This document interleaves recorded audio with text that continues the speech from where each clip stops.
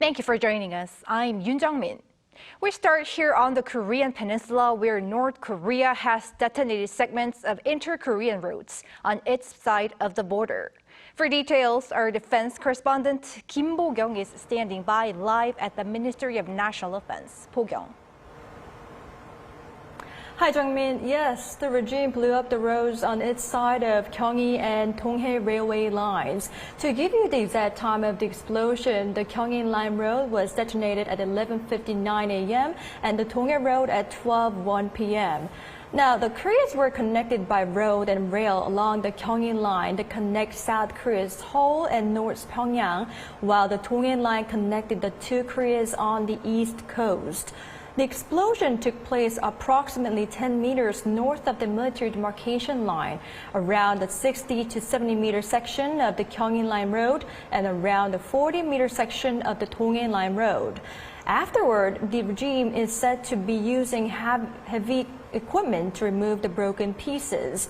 The explosion itself is not surprising, as North Korea had already announced such a plan last week.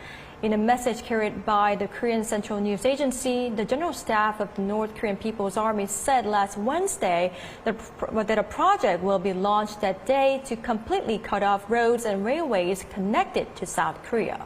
According to the sources from JCS, ever since that statement, hundreds of personnel with shovels and pickaxes have been working to plant explosives and then cover them with dirt. Now, Bo-kyoung, what has been the response from authorities here in South Korea? Well, firstly, the JCS said there has been no damage reported to the South Korean forces because all the preparations had already been made to stay well clear. However, as the explosion site was only 10 meters north of the Military Demarcation Line, it caused debris to fall south of the line, and the South Korean military reportedly returned fire to give out a warning message to deter any further actions. Let's take a listen. At around noon today, North Korean forces conducted a threatening explosion near the MDL. There was no damage to our forces, and in response, our military returned fire in areas south of the MDL.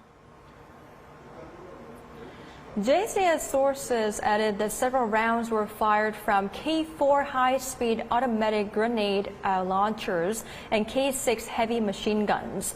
Aiming at the ground within South Korean territory, the south of the MDL, was to avoid escalation. North Korea did not respond to this.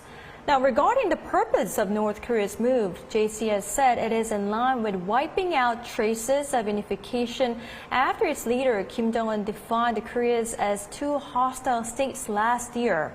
It had already been taking steps to make two Koreas, and a JCS official added that the regime was aiming for some sort of dramatic effect. The Unification Ministry, too, released its own statement, calling it an abnormal action, and adding that today's demolition of the inter-Korean roads is a clear violation of inter-Korean agreements and is repeating the action it had done 4 years ago. This act is reminiscent of North Korea's abrupt destruction of the Inter-Korean Liaison Office 4 years ago that had been operating for over 1 year following joint agreements. The ministry added that North Korea is still obliged to repay the loans used to build these roads, as the regime had been given funding worth over $132 million at the North's request.